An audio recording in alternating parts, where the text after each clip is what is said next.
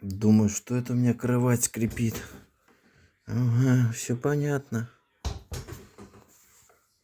Так ёрзал, что ж болты раскрутились.